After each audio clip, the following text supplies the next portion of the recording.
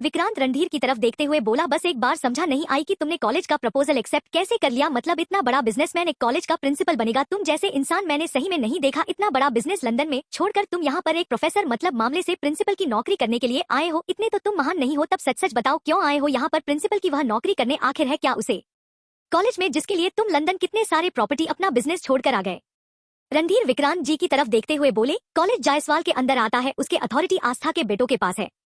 विक्रांत चौक बोला है, यह क्या कहा रहा है तू? हार्ट अटैक दिलाएगा। मतलब अपनी ही मन के प्रेमी को कोई कॉलेज में बुलाता है, वह भी पॉइंट करके। अगर उन लोगों को पता चलना तो तुझे वैसे यह पॉइंट करे बिना भाग के मारेंगे। सही बता रहा हूँ।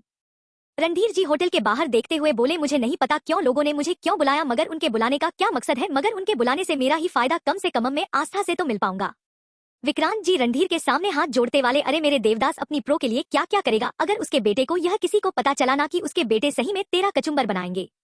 रणधीर जी बेफिक्रे से बोले, पता चल गया तो चल गया, प्यार किया तो डरना क्या? और वैसे भी दोस्त है ना तू किस दिन काम आएगा?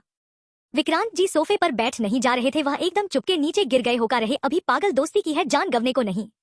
रणधीर जी बोले, आखिर दोस्त है तो अपने दोस्त का घर बसाने में मदद तो कर ही सकता है। विक्रांत जी हाथ जोड़ते रोहिणी सूरत में बनाते हुए बोले, मैं पागल आदमी उसका बेटों के बारे में सुनाए? एक से एक मत्स्य आत्मा है। इस मजनू का दोस्त यानी तेरा दोस्त, मैं तेरी मदद कर रहा हूँ। इस काम में पता चला ना तेरे से पहले वह मेरी बाली चढ़ाएंगे उसके बेटे। रणधीर जी बेफिक्रे से बोले, चढ़ जाना और भाभी की चिंता मत करना, उनके लिए मैं कोई और ढूंढ लूंगा। विक्रांत जी सर पीते हुए, कैसा दोस्त मिला है भगवान। विक्रांत की हालत देखकर रणधीर बोला, जैसा भी मिला है तुझे दिलना तो पड़ेगा। फिर हंसते लगे। मल्होत्रा मेंशन में आस्था जी किचन में कुछ काम कर रही है, तभी उनको हिचकी आने लगी। बार बार हिचकी आने से उनके साथ में कर रहे काम मेट बोली, मैं पानी पी लीजिए, लगा रहा है आपको कोई दिलो जान से याद कर रहा है। आस्था जी मुस्कुराते हुए बोले, और कौन याद कर सकता है मेरे बच्चों के अलावा? आस्था जी को कौन बताएं कि बच्चों के अलावा कोई उन्हें दिलोंजान से कौन याद कर रहा है? तभी आरती जी आकर बोली, कौन याद कर रहा होगा? कोई होगा चनेने वाला, इसका वैसे भी आए दिन तो बन ही जाते हैं। इसके पीछे से किसी की तेज आवाज आई, जैसे आपकी बन जाते हैं। यह बात सुनकर सबने पीछे देखा तो वहां पर एक हैंडसम सा लड़का खड़ा हुआ था और गुस्से से आरती जी को देख रहा था।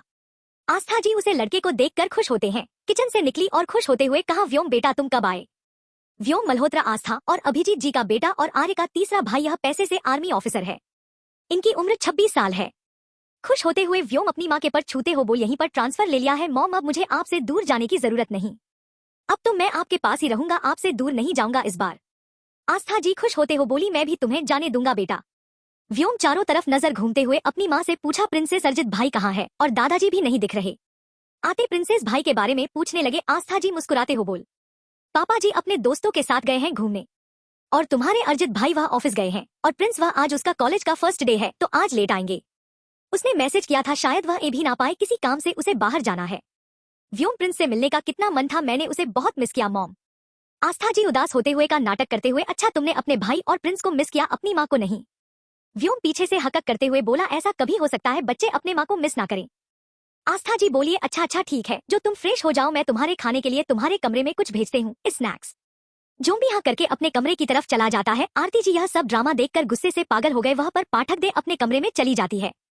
ओल्ड ओबेरॉय मेंशन में अर्पिता जी शाम की चाय सबको लाकर दे रही थी, तभी घर के गेट से कोई चिल्लाते हुए बोला, हमारे लिए भी चाय नाश्ता लिया हूँ जरा। मैं इतनी तेज आवाज सुनकर सबने उसे तरफ देखा, जहाँ पर एक औरत खड़ी हुई थी, 45 साल के आसपास से बड़ी लगा रही थी। उसके साथ एक लड़की थी जिसने साड़ी पहने हुआ था। मिस्टी मुंह बनाकर बोली, लो ए गई चुड़ैल। आहाना उसको कोनी मार के बोलते, चुप बुआ, आए वह हमसे बड़ी है, ऐसे बात नहीं करते उनसे। मिस्टी मुंह बनाते हुए, बड़ी और यह और हुआ बुआ नहीं, कुआं है कुआं। जब भी आती है चुड़ैल को साथ लेकर आती, अपनी तिजोरी भरने के लिए। अभी भी आई होगी देखना प्रधान भाई के लिए। इस चुड़ैल को तो जरूर लेंगे, मेकअप की दुकान को भी कितनी संस्कारी बन रही है, और वैसे क्लब में जा जाकर कैसे करती रहती है डांस। मिस्टी फिर अचानक से कुछ याद आता चलते हुए, अगर आर्य भाभी को पता चलाना इसके बारे में तो इसकी तो बंदर बजेगी भाई की तरह। वसुंधरा जी अंदर आते हुए अर्पिता जी घर के देखे हुए बोले, हमारे लिए भी जरा चाय नाश्ता लिया। अर्पिता जी वसुंधरा जी की बातों का ज्यादा बुरा नहीं मानते थे, क्योंकि वह उनसे उम्र में बड़ी थी, इसलिए वह लिहाजा करके कुछ नहीं रहती थी। वह चुपचाप कहते, जी जी हम ला रहे, अभी आप बैठिए। वसुंधरा जी मुंह बनाते हुए, कहीं हमारा ही घर है, हम तो बैठेंगे और कहाँ जाएंगे। फिर अपने साथ लाई हुई लड़की को बोली, सोनिया आओ हमारे पास बैठो बेटा। मिया सोनिया को देखकर कुलवंत जी वसुंधरा जी को देखकर बोली, इन्हें क्यों लिए हो अपने साथ? आपको पता है ना प्रधान को बिल्कुल पसंद नहीं इनका आना। वसुंधरा जी मुंह बनाते हो, क्या माँ क्या खराबी है सोनिया में? मिस्टी आहाना के कान में का यह पूछो, क्या खराबी नहीं है सोनिया में? मिस्टी टपकक से बोली, हाँ हाँ बताइए ना, क्या खराबी नहीं है इनमें? वसुंधरा जी बोली, तुम भी गवार की तरह रह रखे, गवार हो गए तो मैं कितनी बार कहा है, बड़े घर में ऐसे बीच में नहीं बोलते। कुलवंत जी थोड़ा सा आवाज में रहती है, वह कोई गवार नहीं, तुम्हारी भाभी है। भाभी कहाँ करो, कितनी बार कहाँ है, आगे से ऐसे शब्द उसके लिए उसे किया तो तुम्हारे लिए अच्छा नहीं होगा। वसुंधरा। कृद्धन का रूम। आर्य के जाने के बाद प्रधान भी बैठे उठाता हर बालकनी की तरफ चल देता है। वहीं आर्य अपने शर्ट को थोड़ा खींच रहे थे क्योंकि हवा चलने की वजह से वहां पर ठंड बढ़ रही थी। साथ में उसके आंखों से आंसू भी बाहर आता हुआ अपनी आंख से आंसू पूछते कभी अपनी बहता हुए नाक से कीर्तन के शर्ट के बाजू में पहुंचती है। वहीं कृद्धन बालकनी के दरवाजे से खड़ा होकर आर्य की हरकतों को देखकर कहता है, खुद से इसका शरीर सच में बाढ़ गया है, मगर दिमाग अभी बच्चों जैसा कैसे नोजी पहुंच रही है अपनी। प्रधान आर्य के पास आते हुए कहते, ज्यादा मत रो वरना यहाँ पर बढ़ा जाएगी। उसके लिए भी तुम मुझे ही बोलोगी, मेरी वजह से हुआ है।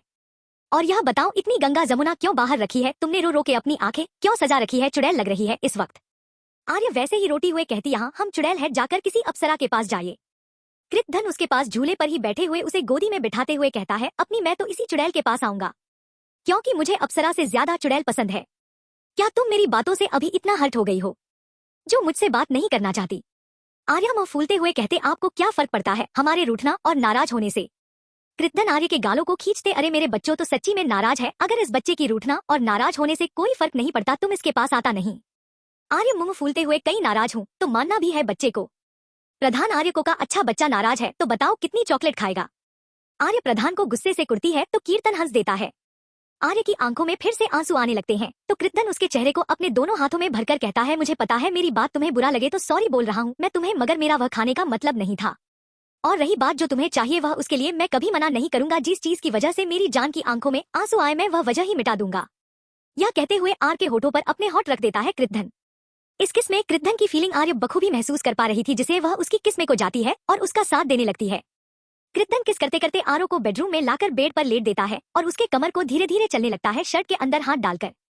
वहीं आर्य कृतधन के ऐसा करने से सहज जाती है। कुछ देर में कृतधन आर्या से अलग होता है क्योंकि आर्या को सांस लेने में तकलीफ हो रही थी और उसके पेट पर हाथ को चलाने लगता है ताकि आर्या रिलैक्स हो जाए, मगर ऐसा करने से मृद्धन खुद बक रहा था। वह वापस आर्य को किस करने लगता है। आर्य प्रधान के ऐसा करने से शौक हो जाती है। प्रधान थोड़ा दूर होकर कहता है, मैं खुद को कंट्रोल नहीं कर पाऊंगा, ऐसा मत देखो। मैं शादी से पहले अपनी लिमिट क्रॉस नहीं करना चाहता जान, मैं नहीं चाहता कि हमारी फर्स्ट नाइट इतनी नॉर्मल हो, मुझे उसे रात को हम दोनों के लिए यादगार बनाना है जान। आर्य प्रधान की बातों को सुन अपना फेस उसके साइन में घुसा लेती हूँ मैं। कीर्तन उसके बालों को सहलाते हुए कहता, अभी से तुम्हारा शर्म से हाल है, जब हम वह सब करेंगे तब क्या होगा जान। आर्य गुस्से से प्रधान को देखते हैं तो प्रधान हंसते हुए कहता, तुम तो अभी बीवियों की तरह डरा रही हो, शादी के बाद पता नहीं मेरा क्या होगा मासूम से बच्चे का। आर्य एटीट्यूड से बोली, जो मंजूर है आर्य को वह होगा। नीचे हॉल में वसुंधरा जी गुस्से से बोली, आप लोग ऐसे कैसे किसी भी लड़की को कृतधन के साथ भेज सकते हैं, पता नहीं क्या मिली है, कैसी जगह से आई है। कुलवंत जी अच्छी है वसुंधरा, और कृतधन के समाने कुछ मत के देना वरना हम भी कुछ नहीं कर पाएंगे। तुम तो जानती हो ना उसके गुस्से से वो समाने नहीं देखता, गुस्से में कोई है। कृतधन ऐसे बोलने पर आर्य अपना चेहरा कृतधन के सीने में घुसासा हुए कहती है, तुम बहुत ज्यादा बेशर्म होते जा रहे हो, किसी दिन तुम मेरे हाथ से कुट जाओगे। कृतधन हंसते हुए कहते, कूद देना तुम्हारा तो पूरा हक बनता है, चाहे जैसे वैसे उसे कर लो अपने होने वाले पति का। आर्या मुंह बनाते हुए बोली, बड़ी जल्दी हो मुझे पत्नी बनाने की, बाद में पछताना न पड़े सोच लो।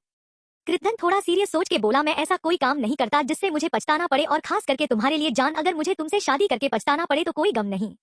आर्य इमोशनल होकर बोले, कभी मुझे छोड़कर तो नहीं जाओगे ना।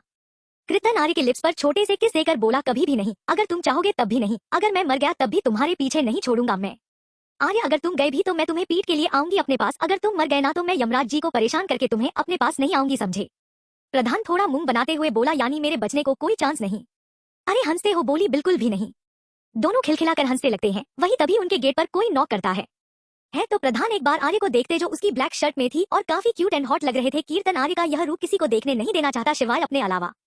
कृतधन पास में पड़ी ब्लैंकेट उठाते हुए आर्य को अच्छे से उसमें कर देता तो, अरे मुंह बनाते हो, बोलिए क्या कर रहे हो। प्रधान छोड़ते हुए बोलो, आरती उतार रहा हूँ तुम्हारी। अरे गुस्से से बोली, तुम मुझे उड़ा क्यों रहे हो ब्लैंकेट। तुरंत इस तरीके से बोला, जब दिखे रहा है तुम्हें मैं उड़ा रहा हूँ ब्लैंकेट तो फिर पूछ क्यों रही हो, मैं नहीं चाहता तुम्हें कोई ऐसी देखे मेरी शर्ट में। आर्य एक आईब्रो ऊपर करते हुए बोली, क्यों नहीं देखा सकता कोई मुझे ऐसे, वैश्वी में कितनी बार ऐसे अपने घर में घूमी हूँ, मुझे तो पापा भाई काका मेरे फ्रेंड्स और मृत्युंजय कई बार ऐसे देखा है, तो अब क्या होगा इसमें। वैसे भी शायद इतनी सुंदर लग रही हो मैं, इतनी हॉट लग रही, मैं तो सोच रही हूँ ऐसे कपड़े पहन के मॉडलिंग करना शुरू कर दो तो कितना अच्छा लगे, कितने फॉलोअर रहेंगे मेरे, बताओ ना कैसा रहेगा। आर्य अपनी ही धुन में बातें किया जा रही थी बिना कृतधन पर ध्यान दिए जो से गुस्से से घर रहा था। कृतधन गुस्से से आर्य को चुप करते वाला, चुप हो जाओ। आर्य के बाजू को पड़ते हुए गुस्से से अपनी पकड़ मजबूत करते हुए बोला, तुम्हारी हिम्मत भी कैसे हुई ऐसे कपड़े पहन के दूसरे मर्दों के सामने जाने की। आर्य प्रधान मुझे हर्ट हो रहा है, छोड़ो। प्रधान आर्य की बातों को सुन के आता है, मुझे यहाँ दिल हो रहा है, दिल की तरफ इशारा करके कहता है। आर्य उसकी बातों को समझते हुए कहती है, मगर कपड़े ही तो पहने थे, बिना कपड़ों के थोड़ी गई थी। प्रधान गुस्से से उठा और दीवार पर अपना एक मुक्का मारते हुए कहता है, खबरदार, जो ऐसा अपने दिमाग भी लाया, अगर ऐसा किया ना कभी भी तो मुझे बुरा नहीं होगा। आर्य फिक्र करते हुए प्रधान के पास जाकर उसका हाथों को पड़ते हुए कहते, तुम पागल हो गए हो, ऐसा कोई करता है? कृद्धन जुनून और दीवानगी के साथ रहते हैं। तुम्हारे लिए कुछ भी कर सकता हूँ, मैं किसी भी हद तक जा सकता हूँ। आर्य, किसी भी हद तक जाना, मगर खुद को कभी चोट मत पहुंचाना। कृद्धन कहता है, कभी खुद को चोट नहीं पर जाऊंगा, मगर तुम्हें एक वादा करो, कभी भी किसी के सामने ऐसे नहीं जाओगी। अगर कभी भी किसी के सामने ऐसे गई तो देख लेना, तुम्हें तो दर्द नहीं दे सकता, मगर खुद को तो दर्द दे सकता हूँ। आर्य, ठीक है, किसी के सामने नहीं जाऊंगी, ऐसे शिवाय एक के।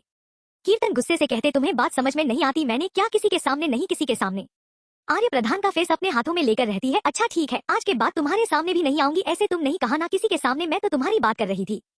कृद्धन आर्य की कमर में हाथ डालकर अपनी तरफ खींचकर कहता है, तुम चाहे मेरे सामने कैसे भी आ जाओ जान, मगर मैं कभी यह बर्दाश्त नहीं करूंगा कि मेरे अलावा तुम्हें प्यार भरी नजर से कोई देखिए। गांधीनजर से जिस पर मेरा हक है वह मैं किसी को नहीं लेते देखा सकता जान। तभी फिर से कृद्धन का गेट एक बार नाक होता है तो आर्य हंसते हुए कहती, जाकर दरवाजा खोलो, वरना तुम्हारे घर वाले तुम्हारा दरवाजा तोड़कर अंदर आ जाएंगे।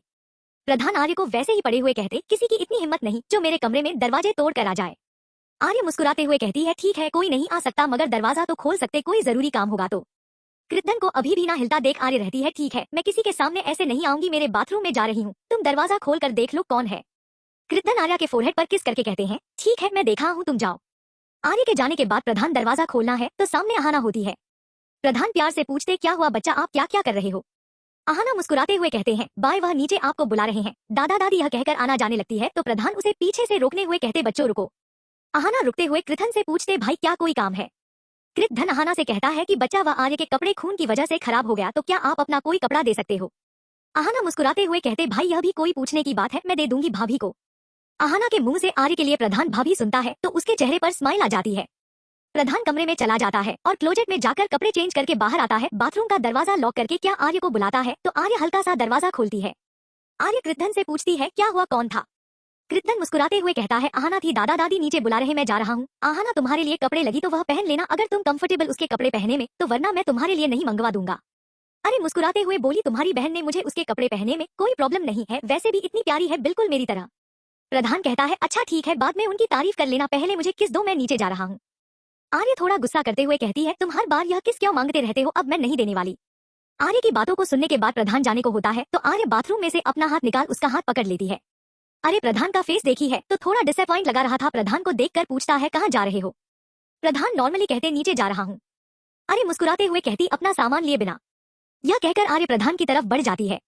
वही कृद्धन आर्य को कंफ्यूज नजरों से देखा है, मगर अगले पल उसकी आंखें चमक उठती है क्योंकि आर्य ने उसकी फेवरेट चीज तो दे दी थी। प्रधान भी आर्य को किस बैक करने लगता है। कुछ देर में आर्य को सांस लेने में दिक्कत होती है तो प्रधान को अपने आप से दूर करने लगती है, मगर कृद्धन से दूर नहीं होता बल्कि और फोर्स के साथ किस करने लगता है। कृद्धन के छोड़ने ही आर्य गहरी गहरी लंबी सांस लेने लगते हैं और गुस्से से प्रधान को घूरते हुए बोलते हैं, तुम किसी दिन बिना सांस के ही मुझे मारा डालोगे। आर्य मुंह बनाते हुए कहता है, ऐसा कभी नहीं होगा, वरना तो यह दुनिया के लिए ब्रेकिंग न्यूज बन जाएगी कि आर्य जायसवाल अपने होने वाले पति को किस करते हुए सनस लेने की ना वजह से मर गई। कृद्धन गुस्सा करते हुए बोला, आज बोल दिया है, मगर आइंदा से मत बोला, और रही बात तुम्हें बिना आपने साथ तुम्हारे जैसे क्यूट बच्चे पैदा किए नहीं जाने दूंगा कहीं। अब मैं नीचे जा रहा हूँ, तुम जल्दी नीचे आ जाना और अपने जख्मों पर पानी मत गलना, ना ज्यादा दबाव देना, समझी दम्बो। कृद्धन नीचे चला जाता है और आहाना ऊपर आ जाती है। आहाना आर्य की तरफ मुस्कुराते हुए अपना अनारकली सूट उसकी तरफ बढ़ती और कहते, भाभी आप यह पहन लीजिए। अरे रहती है ओके। आहाना जाने लगती है तो ए रहे हैं उसे रोकने हुए बोलते, आहाना रुको। आहाना आर्य की तरफ देखते हुए बोलती है, क्या हुआ भाभी? आर्य थोड़ा शर्माते हुए बोलते हैं, तुम मुझे कपड़े पहनने में हेल्प कर दोगी? वह क्या है ना, मेरे को चोट लगी है, थोड़ी देर पहले तुम्हारे भाई ने मदद कर दी थी, अब मगर। आहाना हंसते हुए बोलते, आपको शर्माने की जरूरत नहीं, मैं कर दूंगी। आहाना आर्य को सूट पहनने में मदद करती है। कुछ देर में आना को कपड़े पहनने के बाद उसके बाल कमम करती है, बीच की मांग निकाल के हल्के से बाल कर देती है। आना अपने साथ थोड़ा मेकअप का भी सामान लाई थी, आर्य को वह देते हुए कहती है, आपको इनमें से जो उसे करना है वह कर लेना। अन्य उसमें से सामान दिखती है और एक मोटी की बिंदी निकालकर माथे पर लगती है, आंखों में हल्का सा काजल, होठों पर पिक लिपस्टिक, कानों में झुमके, हाथों में पिक एंड व्हाइट कॉम्बिनेशन की चूड़ियां। आहाना आर्य को देख एकदम चौकी जाते हो, एकदम अप्सरा की तरह लग रही थी और कहती है आर्य से, भाभी आप एकदम अप्सरा की तरह लग रही हो, भाई आपको ऐसे दिखेंगे कहानी उन्हें हार्ट अटैक ना आ जाए आज। आर्य बस मुस्कुरा देती है और कुछ नहीं रहती आहाना से। वही हाल में कृद्धन के नीचे जाते ही वसुंधरा जी के प्रधान को कहती है। वसुंधरा जी थोड़ा चढ़ते हुए कहती है, कृद्धन बेटा हमारे साथ भी थोड़ा बैठ लिया करो, कहाँ बाकियों के साथ घूमते रहते हो, अनजाने को भी अपने घर जाते हो, मगर अपनों से बात करने का तुम्हारे पास टाइम नहीं रहता बेटा। कृद्धन वसुंधरा जी का खाने का मतलब अच्छे से समझा रहा था, वह उन्हें थोड़ा गुस्से वाले देखे कहता है, मेरे पास ज्यादा टाइम नहीं होता, आज जितना टाइम होता है मुझे वहाँ इन्वेस्ट करना पसंद है, जहाँ कोई रिजल्ट तो वहाँ नहीं, जहाँ सिर्फ घटा हो।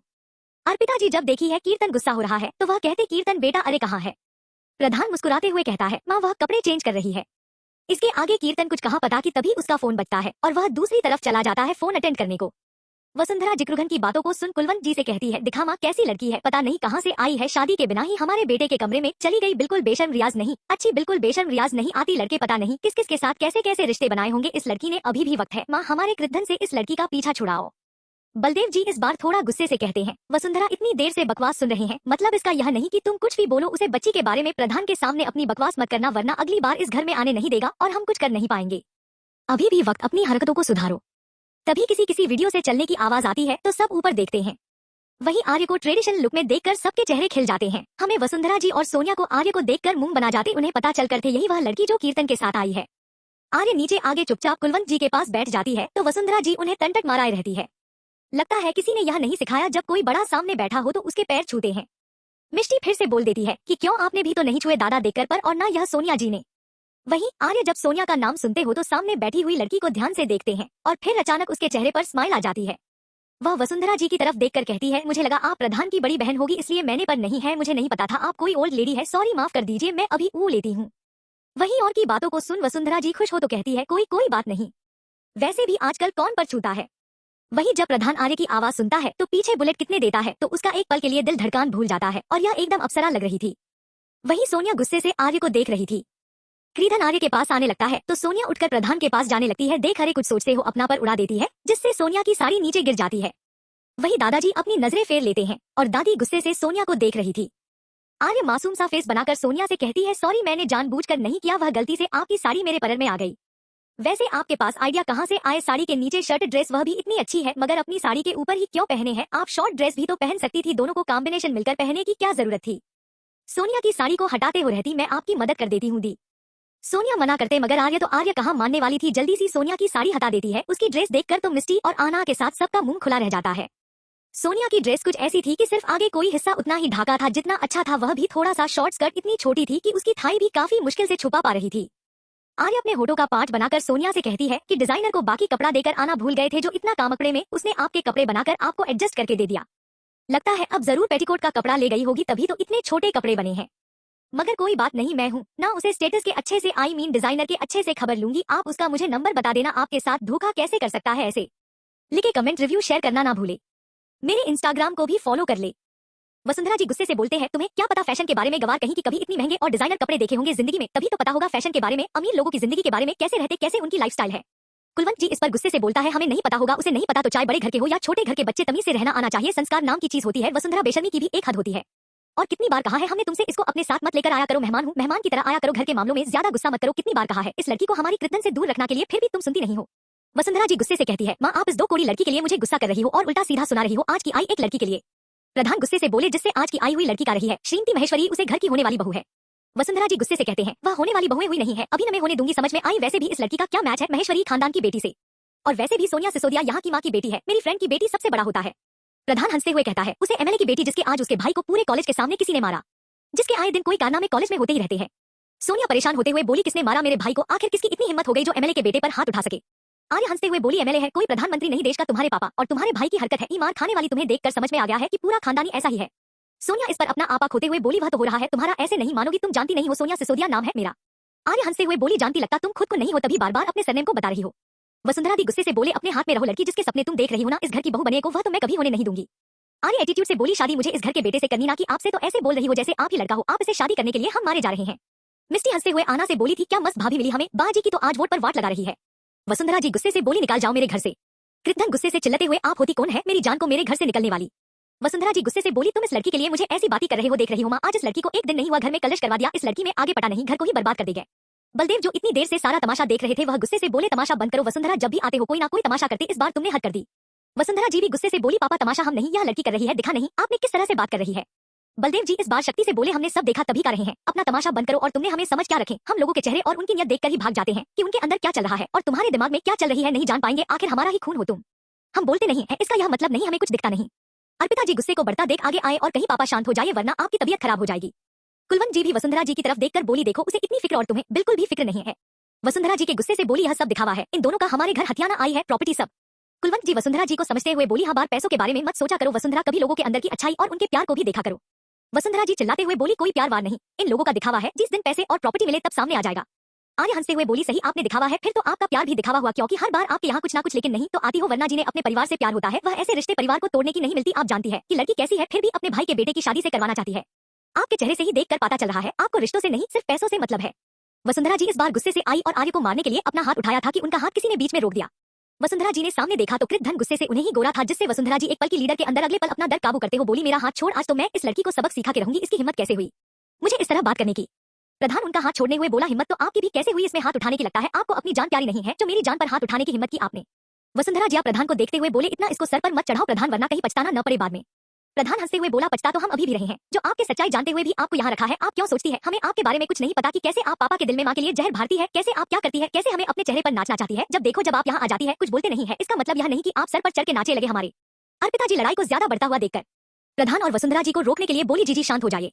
वसुंधरा जी गुस्से से बोली, अब पिताजी से तुम तो इस मामले से दूर ही रहो, आखिर तुम्हारी ही तो वजह से हो रहा है यह सब, आखिर अपनी ही जैसी बहू को लेकर आई घर में। अर्पिता जी वसुंधरा जी को समझते हुए बोली, जी आप यह क्या कह रही है, ऐसा कुछ भी नहीं है। वसुंधरा जी गुस्से से बोली, ऐसा वैसा कुछ नहीं है, सब तुम्हारा ही किया जाए, तुम तो जानती हो कि खरीदनी तो बारिश बनेंगे इस घर के अंपायर का, तभी तो अपनी जैसी बहू लाना चाहती हो। वैसे कुछ तो खुद मेरे भाई की जिंदगी में जगह नहीं बना पाए, आज तक एक बच्चा नहीं दिया उन्हें, 15 साल हो गए आपकी शादी को, तुझे कमी तो आप ही में होगी, क्योंकि मेरे भाई के पहले भी तो 1 करोड़ बच्चे हैं। वही यह सुनते ही अर्पिता जी के आंखों में आंसू आ गई। आर्य को अर्पिता जी की ऐसी हालत देखकर अपनी माँ आस्था की याद आ गई, इसलिए वसुंधरा जी पर गुस्से से चिल्लाते हुए बोली, आपकी हिम्मत कैसे हुई माँ को ऐसे बोलते की। वसुंधरा जी भी वैसे ही चिल्लाते हुए, बाल जब तुम्हें कुछ ना पता होना इस बारे में बोलना नहीं चाहिए, और खास करके घर के मामलों के बारे में। सोनिया जो इतनी देर से चुप थी उसे अब अपनी बेइज्जती का बदला लेने का मौका मिल गया। वह वसुंधरा जी को देखकर बोली, आंटी रहने दीजिए, लो स्टैंडर्ड लोग को कहां पता कि कब क्या बात करनी है। आर्य सोनिया को घूरते हुए बोली, हाँ है स्टैंडर्ड तो दिख ही रहा है, ऊपर से नीचे तक स्टैंडर्ड के लोग दिखाने में ज्यादा बिलीव करते हैं, तुम्हारी तरह ऊपर से नीचे तक सब दिख रहा है, ऐसा कोई भाग नहीं है जो छुपा हो। शायद अपनी माँ से सीखा है ना हाई स्टैंडर्ड कैसे फंसाते हैं अपने से अमीर लोगों को। यह सुनते ही सोनिया को गुस्सा आया, वह आर्य को मारने आई कि अर्पिता जी आर्य को बचाने बीच में आई। यह देखकर गुस्से में सोनिया को कुछ सूझी नहीं, रातों से तो सिर्फ अरे से अपनी इंसल्ट का बदला लेना था, इसलिए उसने और पिताजी को जोर का धक्का दिया, जिससे अर्पिता जी का हाथ सीधा टेबल के कोने से लगाया और उनकी एक दर्द भरी चीज निकल गई, जिससे आर्य को बड़ा गुस्सा आया। आर्य ना आओ देखा ना तू, सीधा सोनिया के गाल पर 3-4 जड़ दिए। सोनिया आर्य के वार को सा नहीं पाए और सीधा जमीन पर मूंग के बाल गिरी। वही मिस्टी और आना जल्दी से दौड़कर अर्पिता जी के पास गए और बोले, मनन आप ठीक हो ना, आपको ज्यादा लगी तो नहीं, यह कहते हुए दोनों रनने लगी। प्रधान गुस्से से वसुंधरा और सोनिया जी को देखते हुए वसुंधरा जी से बोला, इस लड़के को अपने साथ अभी के अभी ले जाऊंगा ना, गुस्से में मैं कुछ उल्टा सीधा ना कर बैठा हूँ। प्रधान और अर्पिता जी के पास एवं उन्हें अपनी बाहों में उठाते उनके रूम की तरफ ले जाते हुए आर्य को बोला, कॉल दी डॉक्टर। कुछ देर बाद अर्पिता जी के रूम में एक फीमेल डॉक्टर खड़ी थी, जो उनका चेकअप करके उनके कमरे से बाहर आए तो सामने सभी परिवार वालों खड़े थे। कीर्तन डॉक्टर को देखकर कोल्ड आवाज में पूछा, माँ कैसी है मेरी, ठीक तो है ना। वह दो एक गहरी सांस लेकर कीर्तन की तरफ देखते हुए बोली, लगा रहा है उनके हाथ में सीरियस फ्रैक्चर हुआ है, उनका हाथ को बिल्कुल भी हिलाना डुलना नहीं, मैंने कुछ दवाई दे रही हूँ, या आप उन्हें टाइम टू टाइम दे देना और चेकअप के लिए एक बार हॉस्पिटल जरूर आ जाना उनके, और याद रहे ज्यादा हाथ पर जोर ना दे, मैन्युफैक्चरर ज्यादा सीरियस हो सकता है। और अर्पिता जी के कमरे में से निकलने के बाद सभी अपने अपने काम पर चले जाते हैं और प्रधान अपने स्टडी रूम में बैठकर काम कर रहा होता है। आर्य और पिताजी के पास ही आना और मिस्टर अपने कॉलेज का असाइनमेंट पूरा करने के लिए अपने रूम में चली गई। अर्पिता जी आर्य को देखते हुए बैठी है, बेटा आप आराम कर लो, मैं आपके लिए कुछ खाने को मांगा देती हूँ। तो अरे बोलता, नहीं माना आप आराम करो, आप यही रहो, मैं आपके लिए कुछ खाने को लेकर आती है, बोलकर वह जाने लगती तो अर्पिता जी मना कर देते, रहने दो बेटा मुझे भी कुछ नहीं खाना, वैसे भी अब शाम का टाइम हो चुका है, रात के दिन उनका तैयार भी करनी है। आर्य थोड़ा गुस्सा करते हुए और पिताजी से कहती, आप कहीं नहीं जाएगी माँ, और वैसे भी खाना तो नौकर भी बना सकते हैं ना, आप अपनी हेल्थ देखकर डॉक्टर ने आपको मना किया है ना यहाँ से उठने के लिए, अगर आपने यहाँ से हिलने की भी कोशिश की तो मैं कृतघ्न से बोल दूंगा, और आप फिर जानती है ना कि जान फिर आपको कैसे डटेंगे। आर्य की बातों को सुनने के बाद अर्पिता जी मुंह बनाकर रहते हैं, बच्चों की तरह कहती है, एक हिटलर कम है जो तुम उसे बुला रही हो। अर्पिता जी आर्य के बालों पर अपने हाथों को ले जाते हुए उसके सर को चलते हुए कहती है, बेटा समझना की कोशिश करो, घर में सभी को मेरे हाथ का खाना होता है, कोई घर में नौकर खाना नहीं बनता, खाली सर्वे करते और बाकी सबका भी ले, मगर कीर्तन वह छुएगा भी नहीं बेटा, उसे थोड़ी हाइजीन प्रॉब्लम है। आर्य को यह सुनते ही कृतघ्न और अपने बीच मोमेंट याद आए, जिसमें आर्य कितनी गंदी थी, फिर भी कीर्तन ने उसे गोदी में उठाया अपनी। यह सोचकर आर्या के चेहरे पर बड़ी सी स्माइल आ जाती है। आर्य अर्पिता जी की तरफ देखकर कहते, कोई बात नहीं, खाना मैं बना दूंगी। अर्पिता जी आर्य को माना करते हुए कहते, नहीं बेटा आप क्यों बनाओगे, और वैसे भी आज पहली बार आए हो घर में, तब से थोड़ी कम करवाएंगे। अरे मुस्कुराते हुए अर्पिता जी से कहती, एक तो आप बेटा भी कहते और बेटे को अपना काम भी करने से माना करती हो, यह अच्छी बात नहीं है माँ, वैसे भी मुझे खाना बनाना आता है, घर पर भी बनती थी डेट के लिए, यह कहते हैं। आर्या थोड़ा उदास हो जाती, फिर अपने आप को संभालते हुए अर्पिता जी की तरफ मुस्कुराते हुए ए रहे कहते, बस आप यह बता दीजिए खाने में किसको क्या पसंद है। अर्पिता जी आर्य की तरह मुस्कुराते हुए कहते, आपको जो बनाना अपने माँ से बना लीजिए। यह कहकर अर्पिता जी अपने पास रखो फोन मिला आती है और रामू काका को अपने रूम में आने को कहती है। थोड़ी देर में रामू काका पिताजी के रूप में आते और कहते हैं, जी बहू रानी। अर्पिता जी मुस्कुराते हुए कहती है, आप अरे बेबी को ले जाइए, उन्हें किचन दिखाकर सामान कहाँ है, जो वह मांगे दे दीजिएगा, आप उनकी मदद भी कर दीजिएगा खाना बनाने में। रामू काका अपना सर हिलाते हुए कहते, जी बना हूँ रानी, कर देंगे मदद। आर्य रामू के पीछे पीछे किचन की तरफ चली जाती है। आर्य किचन में जाकर किचन को ध्यान से देखी है, तभी उसे के कानों में रामू काका की आवाज आती है, जो आर्या से पूछते, बेबी जी आप खाने में क्या बनाएंगे। आर्य बोलते हैं कि घर में खाने में सबको क्या पसंद है। रामू काका बलदेव जी का बताते हैं कि उन्हें ज्यादा स्पाइसी और ऑयली फूड पसंद नहीं है। दादी और दोनों छोटी बेबी रात के डिनर में थोड़ा स्पाइसी चाहिए हो। अर्पिता में कुछ भी खा लेती है। आर्य से कहते कुछ तो पसंद होगी माँ की। हाँ, उन्हें बिहारी खाना ज्यादा पसंद है। आर्य राम काका से पूछता है कि माँ को बिहारी खाने में सबसे ज्यादा क्या पसंद है। रामू काका मुस्कुराते हुए बोले जो सभी बिहारी को पसंद होता है बेटा, लिट्टी चोखा।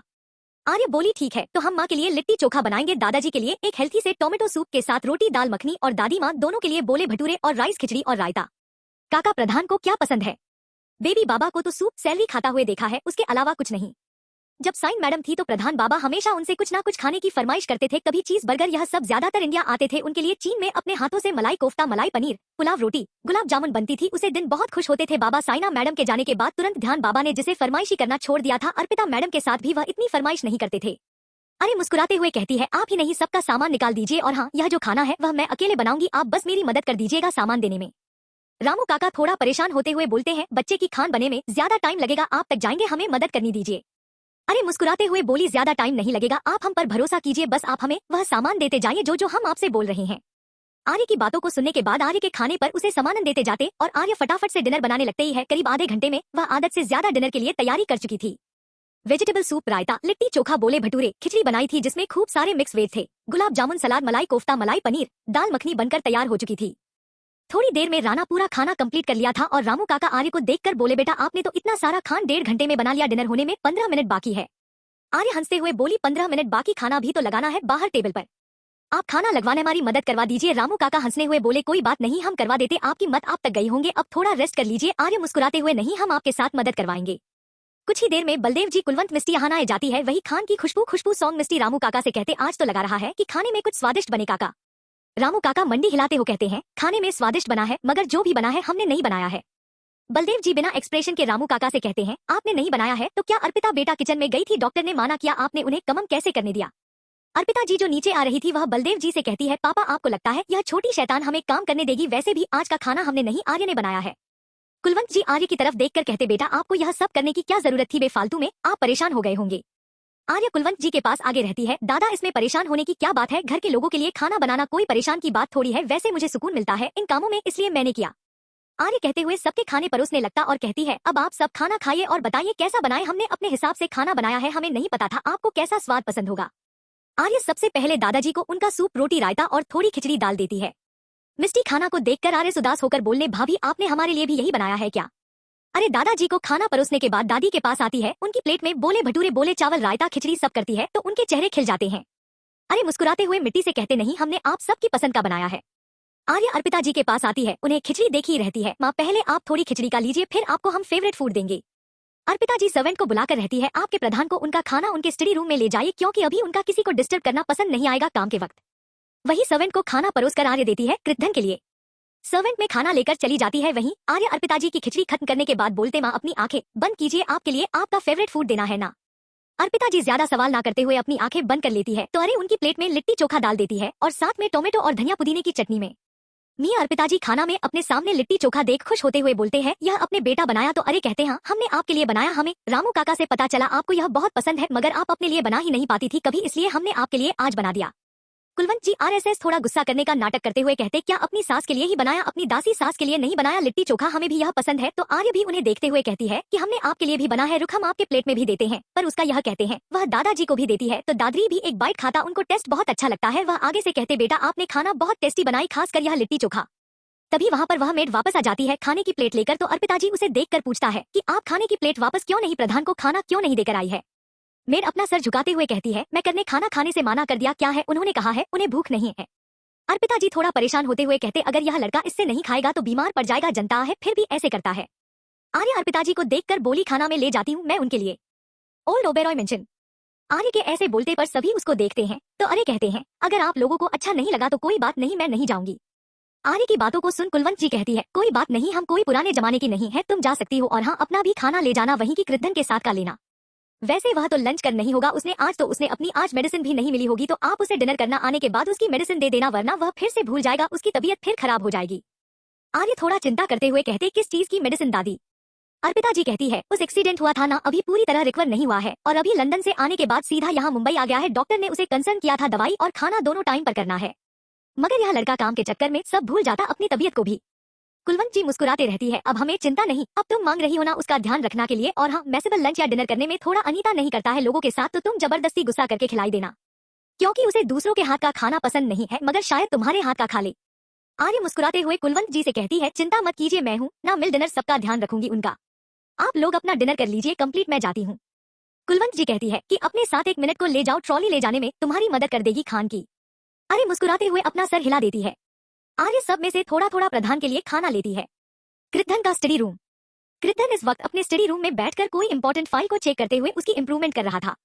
व्हाइट शर्ट के ऊपर ब्लैक पेंट पहनी हुई थी जिसकी दोनों बाजू कोनी तक फोल्ड थी। मैं सिंपल आंखों पर चश्मा, फेस सीरियस एक्सप्रेशन कम करते वक्त, एक हाथ में पेन दूसरे हाथ लैपटॉप पर कुछ इंप्रूवमेंट कर रहा था देख देख कर। तो फिर कोई डिस्टर्ब करते हुए स्टडी रूम का डोर लॉक करता है, जिसे सुनकर प्रधान के फेस एक्सप्रेशन एकदम सख्त हो जाते हैं, क्योंकि उसे पसंद नहीं कोई उसे कम के वक्त डिस्टर्ब करे। एरोगेंट वॉइस में कहता है, कमिंग। कृद्धन की आवाज सुनकर मेड अंदर आती है तो प्रधान गुस्से से मीट को देखकर कहता है, मैंने माना करा था ना डिनर लाने के लिए, एक बात समझ में नहीं आती। मैं डरते हुए कहते हैं, सर वो। कृद्धन चिल्लाते हुए कहता है, मुंह में दही जम गई है क्या, वह लगा रखा है। तभी उसके कानों में एक स्वीट सी आवाज आती है, जो मेड सिखा रही थी आप जो, जिसे सुनकर कृद्धन अपनी आंखें बंद कर लेता है। आर्य कृद्धन के पास जाते हुए कहती है, इतना गुस्सा किस लिए कर रहे हो और डिनर क्यों नहीं कर रहे हो। कीर्तन खुद के गुस्से को शांत कर एकदम सॉफ्ट वॉइस में कहता है, जान मुझे भूख नहीं है, तुम जाकर डिनर कर लो।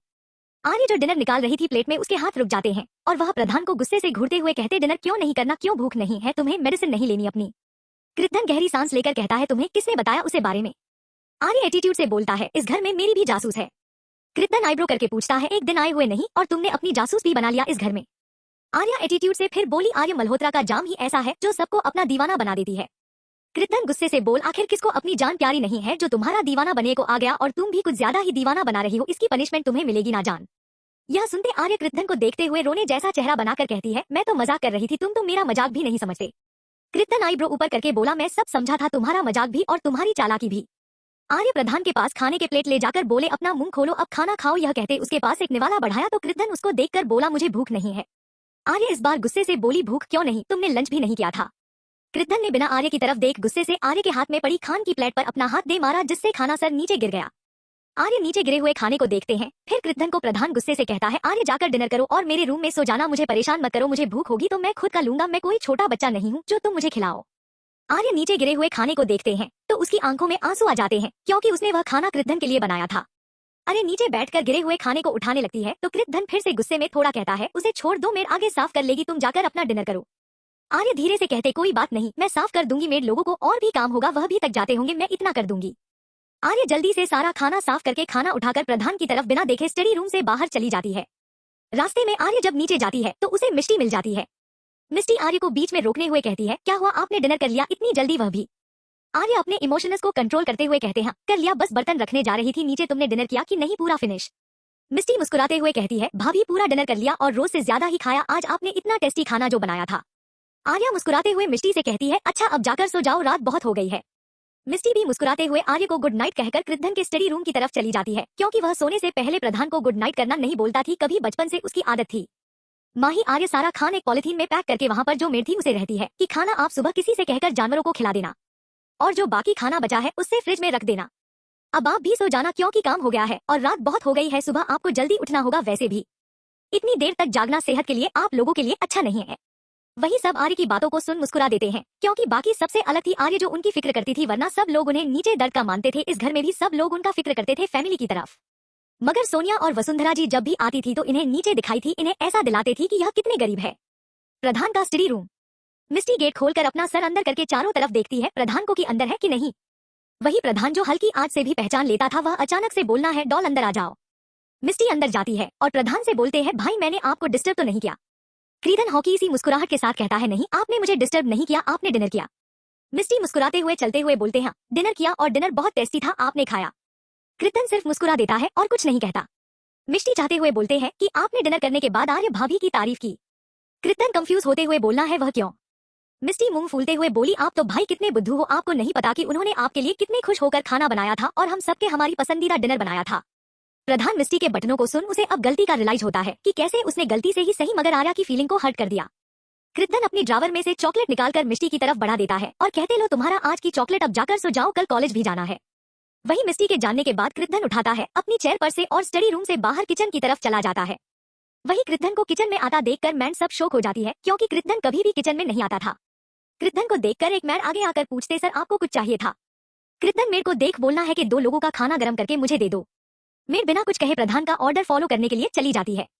वही कुछ है देर में मेर खाना गर्म करके प्रधान को दे देती है। प्रधान खाना लेकर अपने रूम की तरफ चल जाता है। प्रधान का रूम। आर्य बालकनी में बैठे हुए चंदक को एक तक देखी और अपने पिछले जिंदगी को याद करती है कि कैसे ऐसे ही वह मृत्युंजय और अभिजीत जी के लिए खाना बनाते थे और वह दोनों भी उसके खाने को ऐसे ही या तो फेंक देते थे या तो उसे नौकरों को मिला देते थे, कभी भी उसके एफर्ट को नहीं समझते देते थे। वही मृत्युंजय आर्य के बने हुए खाने को बिल्कुल हाथ ना लगाकर त्रिशा के वह होटल से मंगाई फूड को चीनी जो कि उसे पसंद भी नहीं था वह खाता था, सिर्फ उसे दर्द देने के लिए। आर्य चांद को देखते हुए उसे बात करते हुए कहते हैं, क्या फिर से वही सब होगा मेरे साथ? क्या प्रधान भी कभी मेरे हाथों का खाना बना हुआ नहीं खाएंगे? वही कृद्धन जो कैमरे में आते हैं आर्य को इधर उधर खोज रहा था मगर आर्य कहना दिखने पर वह बाहर जाने को होता है। तभी उसे बालकनी का दरवाजा खुला दिखता है जिसे वह समझ जाता है आर्य वहां पर, तो वह बालकनी की ओर आता है तो आर्य जो चांद से बात कर रही थी उसकी बातों को सुन लेता है। आर्य के पास जाता है और उसके कंधों पर हाथ रख दे तो आर्य एकदम से पीछे मुड़ती है तो उसे कृद्धन दिखता है तो वह अपनी नजर उससे हट लेती है जिससे वह उसके आंखों में आंसू और चेहरे पर उदासी ना दे सके। थोड़ी देर में आ गया खुद को कंफर्ट करके प्रधान की तरफ मुस्कुराते हुए देखती है। कृद्धन आर्य को गुस्से से घूरते हुए कहता है, अपनी इमोशन मेरे सामने छुपाने की हिम्मत भी मत करना। अगर तुम खुश हो या रोना आए या दर्द हो तो हर इमोशंस को मेरे साथ शेयर करना। कभी भी हिम्मत मत करना अपने इमोशंस अपनी भावनाओं को मुझे छुपाकर खुद को हर्ट मत होने देना। यह मत सोचना मुझे कैसा लगेगा, बल्कि यह सोचना तुम्हारे छुपाने से सब चीज खराब हो जाएगा। अगर तुम ऐसे ही अपनी इमोशन चपाती ही रही तो कहीं यही वजह हमारे बीच गलतफहमी की वजह ना बन जाए। यह काया कहकर प्रधान आर्य के बगल में बैठ जाता है और प्लेट खाने की साइड में रखकर आर्या को कमर से पकड़कर उसे खुद की गोदी में बिठाकर उसे सर को अपने सीने से लगा लेता है। वही आर्य जो खुद को रोने से रोक रही थी कृद्धन के ऐसा करने से वह रोने लगती है। आर्य को रोता देखकर कृद्धन की पकड़ आर्या पर कस जाती है और उसे कसते हुए बोलते हैं, रोना बंद करो। मैं जानता हूँ मैं तुम्हें हर्ट किया मगर मैं तुम्हारा रोना बर्दाश्त नहीं कर सकता जान। मैंने गलती से सही मगर तुम्हें हर्ट किया। मुझे नहीं पता था मेरा छोटा बेबी मेरे लिए खाना बनाकर लाया था। आर्य रोटी हुए मुंह बनाते हुए कहती, मैं कोई छोटी बेबी भी नहीं हूँ।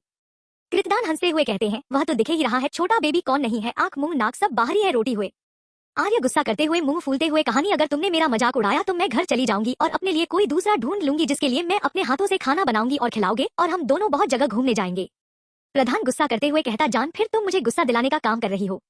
आर्य मुंह फूलते हुए कहती है, तुम्हें गुस्सा कब नहीं आता एंग्री बर्ड की तरह, जब देखो जब मुंह फूलते हुए बिना बात के गुस्सा करते हो। अच्छा जी मेरी बिल्ली मुझसे म्याऊं कीर्तन घूरते हुए आर्य को कहता है। आर्य प्रधान के चारों तरफ देखती है जैसे किसी को ढूंढ रही हो और प्रधान से कहते, तुम्हारी कौन सी बिल्ली आकर तुमसे ही म्याऊं करे, और वैसे बिल्ली तो मैं आऊंगी करती है, भाव भाव तो नहीं करेगी। यह कहकर और खिलखिलाकर हंसते लगती है। वही उसे हंसना हुआ देखकर करीधन कहता है, मेरी रेड लाफिंग रोज हंसते हुए बहुत अच्छे लगते हो, हमेशा ऐसी हंसते रहना, कभी भी किसी के लिए दुखी मत होना मेरे सिवा, क्योंकि तुम्हारी हर इमोशन पर मेरा हक है।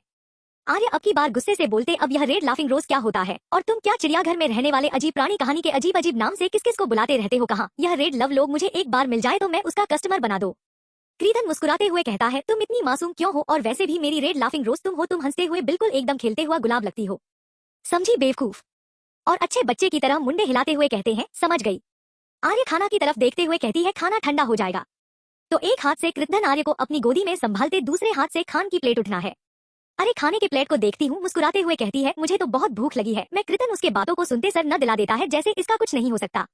वही आर्य प्रधान की हाथों में से प्लेट लेकर अपनी गोदी में रख लेती है और आर्य को कृद्धन संभल लेता है अच्छे से अपनी गोदी में। वही आर्य पहले निवाला बनकर कीर्तन की तरफ कर देती है तो प्रधान उसे मुस्कुराते हुए कहते हैं, तुम्हें अभी भूख लगा रही थी तो तुम खाओ पहले।